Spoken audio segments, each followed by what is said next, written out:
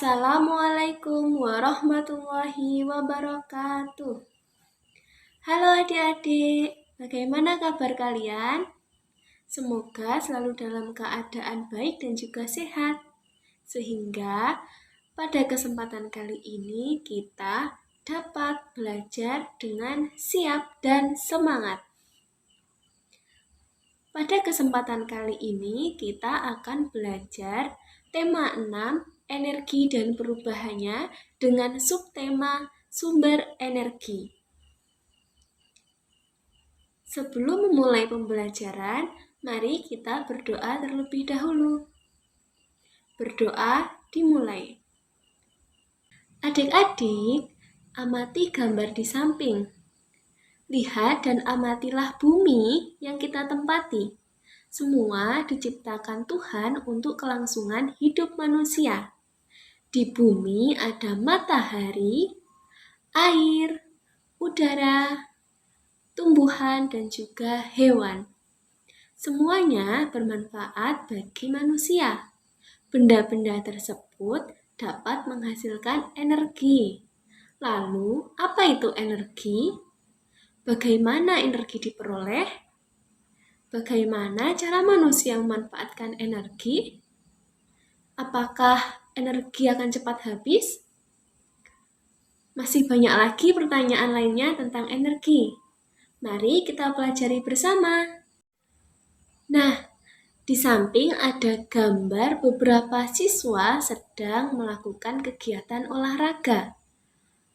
Tapi ada satu siswa yang sepertinya sedang bermasalah. Kira-kira ada apa ya? Nah, saat mengikuti kegiatan jasmani, tiba-tiba tubuh Siti lemas dan hampir jatuh. Wajahnya nampak pucat. Pak Guru segera membawa Siti ke ruang unit kesehatan sekolah atau yang biasa disebut dengan UKS ya adik-adik. Sambil berjalan ke UKS, Pak Guru menanyakan, apakah Siti sudah sarapan? Ternyata Siti belum sarapan. Itulah sebabnya tubuh Siti menjadi lemas dan tidak bertenaga. Apakah setiap pagi kalian juga rutin sarapan? Jangan lupa sarapan ya, karena tubuh kita memerlukan energi dan juga tenaga. Sesampainya di ruang UKS, Siti disuruh berbaring. Sementara Pak Guru membuatkan teh manis. Kemudian Pak Guru menyuruh Siti minum teh manis tersebut. Pak Guru juga menjelaskan kepada Siti bahwa tubuh kita butuh energi. Nah, jadi setiap melakukan aktivitas dan kegiatan, kita juga membutuhkan energi ya. Lalu dari mana energi tersebut diperoleh? Energi dan tenaga kita peroleh dari makanan dan minuman yang kita konsumsi sehari-hari. Di sini disajikan bacaan tentang matahari sumber energi terbesar. Mengapa ya disebut sebagai sumber energi terbesar? Nah, semua benda yang menghasilkan energi disebut sumber energi. Tuhan menciptakan bermacam-macam sumber energi. Air dan udara adalah sumber energi. Tumbuhan dan hewan adalah sumber makanan. Makanan menghasilkan energi bagi tubuh. Jadi, tumbuhan dan hewan tersebut juga termasuk sumber energi. Sumber energi lainnya yang ada di bumi adalah matahari. Matahari ini menghasilkan energi cahaya dan juga energi panas ya. Jadi cahaya dan panas matahari ini merupakan sumber kehidupan di bumi. Matahari adalah sumber terbesar di bumi. Jadi matahari ini menghasilkan energi panas dan juga energi cahaya. Nah, bisa dilihat ini ada gambar matahari dilihat dari jarak dekat. Pada gambar tersebut terlihat bahwa matahari memiliki panas yang sangat besar dan juga memancarkan cahaya. Tanpa matahari, tumbuhan tidak dapat melakukan fotosintesis. Dari proses fotosintesis dihasilkan makanan dan oksigen. Makanan dan oksigen sangat penting bagi kelangsungan hidup manusia dan makhluk hidup lainnya. Lalu bagaimana proses terjadinya fotosintesis? Jadi proses fotosintesis itu ada tumbuhan yang mendapat energi dari matahari. Tumbuhan tersebut akan menyerap udara yang namanya karbon dioksida dan menyerap air. Air tersebut akan dialirkan ke batang dan juga daun. Pada daun akan terjadi proses fotosintesis atau pengolahan makanan pada tumbuhan tersebut dengan bantuan energi matahari. Nah, proses pembuatan makanan pada tumbuhan akan menghasilkan udara bersih yang dinamakan oksigen dan menghasilkan makanan bagi tumbuhan itu sendiri dan juga cadangan makanan. Cadangan makanan ini bisa diperoleh dari akar, batang, maupun daun. Jadi nantinya makhluk hidup seperti manusia dan juga hewan bisa mengkonsumsi tumbuhan sebagai sumber makanan. Selain membantu proses fotosintesis, sinar matahari juga merupakan sumber energi listrik. Melalui pembangkit listrik tenaga surya atau biasa disebut PLTS, energi cahaya matahari ini diubah menjadi energi listrik. Nah, ini ada contoh, ini merupakan panel surya. Panel surya tersebut akan menangkap cahaya dan juga sinar matahari yang nantinya akan diubah menjadi energi listrik.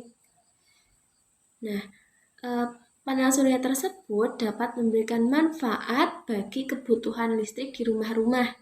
Jadi adik-adik, PLTS ini sangat bermanfaat dan sangat memberikan energi listrik bagi kehidupan kita. Dari bacaan di atas, tuliskan informasi yang terdapat pada paragraf pertama.